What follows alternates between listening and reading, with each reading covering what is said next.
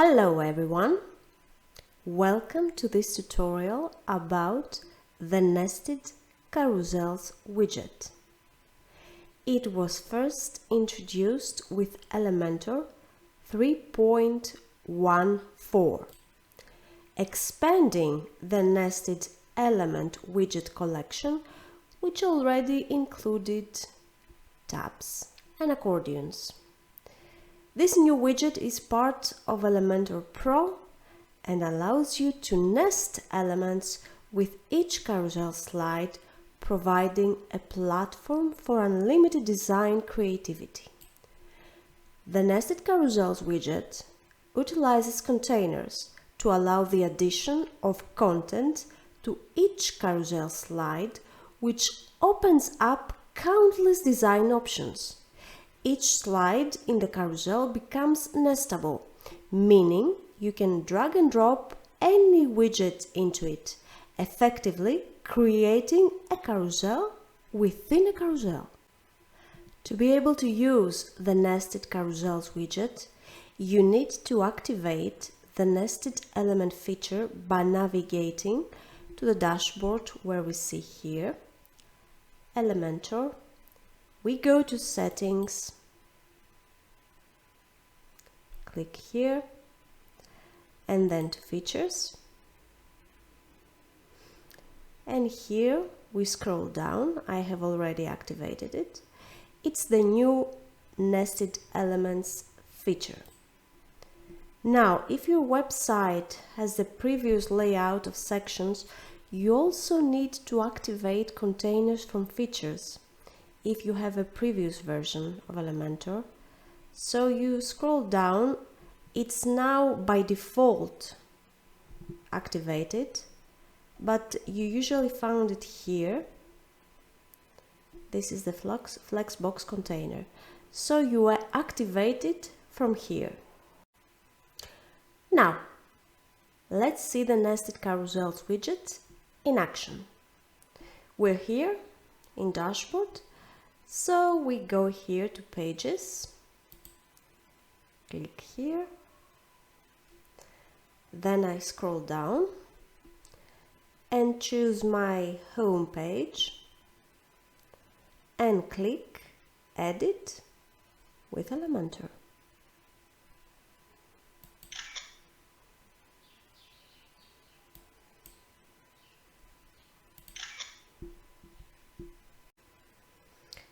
Our page has been loaded.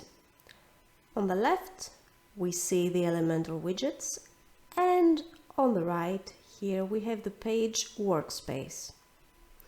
Now I go here and add a new container above the hero banner.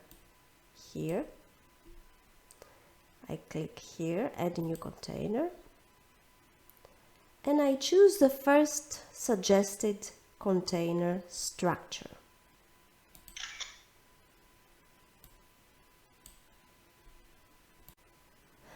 Now I need to add my carousel widget inside the container. So I go here and write the name of the widget. Scroll down. And there's my carousel, so I drag and drop it inside my container. Now we see that our carousel has 3 slides, and inside each slide there is the prompt message to drag widgets. On the screen we see the 2 first slides, but if we click on the navigator on each slide, we see that each slide is selected. And we also see the settings of each slide on the left here. So each slide is a type of container with the usual settings of a container, as we see here. Now on the first slide, just for the fun of it, I want to create a kind of motion video effect. So I go to slide 1, it's here, the settings, and I choose the style tab. From here I choose background and video. Now I want to paste the link of the video I want to use as a background, so I have already copied the link. I click paste, and here we have the video background we need. I leave everything else as it is.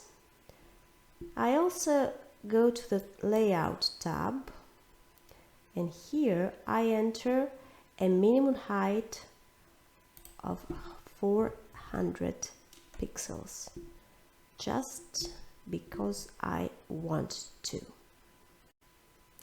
Now I will add a container inside that first slide. I click here and enter the following container. What I want to do now is place a background video inside that container also. So I go again to the style tab, here background, and here I paste the URL of the video I want. And now I have placed a second video background for the container inside the slide 1. Now let's fix that a little bit. I choose slide 1. Inside the one I have placed the container with a second video background, and we go to advanced. I want to add a little padding to all the sides, so I click here and write 50 pixels and link these values together so all the sides have the same value. Then I go to the container I have placed inside slide 1.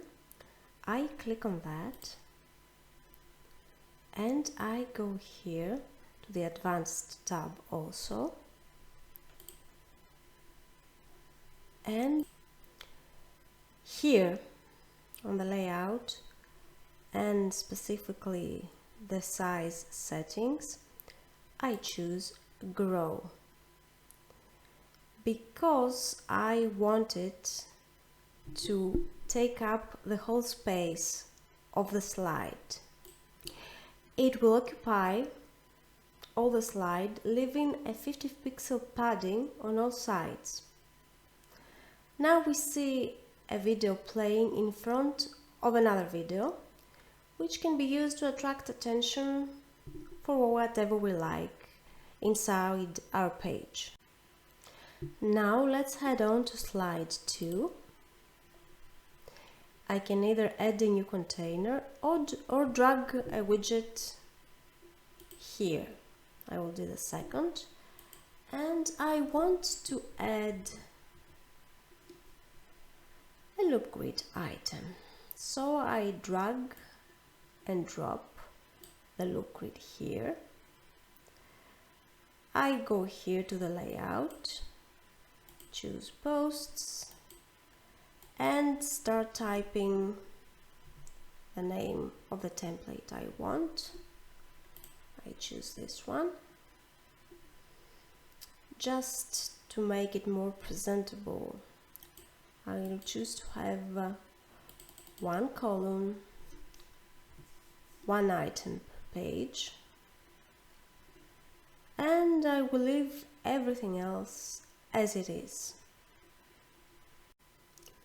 Now let's go to slide 3. Inside here I want to add a media carousel. So I go here and drag and drop the media carousel inside slide 3. I also don't need all the 5 items, so I delete the last 2, and now I have 3 remaining. I also want to add a little bit of color inside that slide, so I go again and click from the navigator the slide, and now on the left I have the settings of that slide, and I go to the Style tab and choose a basic background color from here. I will choose this one, a slight gray. Now let's go and add 3 photos inside the 3 slides. I go here and choose this one. Second item, this one. Third item, this one. Now from the effects, the effect settings, I choose cube to make it more interesting. See? It rotates as a cube. We now have 3 slides with different content elements, and also slide 1 has a nested container that we have added. The other settings for the nested elements carousel are pretty much the same as the previous version of the widget. I go here, click on carousel and choose 2 slides on display and 1 to scroll. And I also want equal height, so I leave it as it is. Now regarding the navigation, I want my arrows to appear.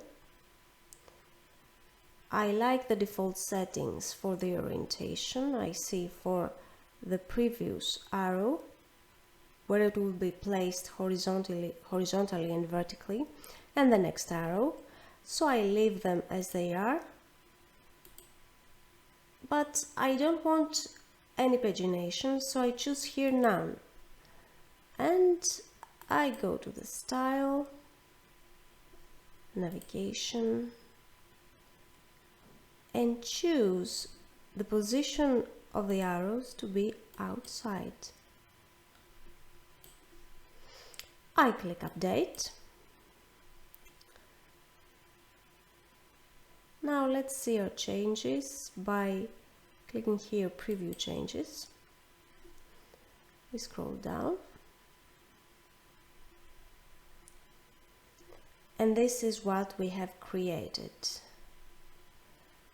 Slide 1, Slide 2 as the loop grid, and Slide 3 as a media carousel inside. Now you see the bug that I understand here. You see, the arrows and the navigation from the media carousel interfere with the navigation from the nested elements carousel. So this is something you should take under consideration when you want to place another carousel inside the nested elements carousel.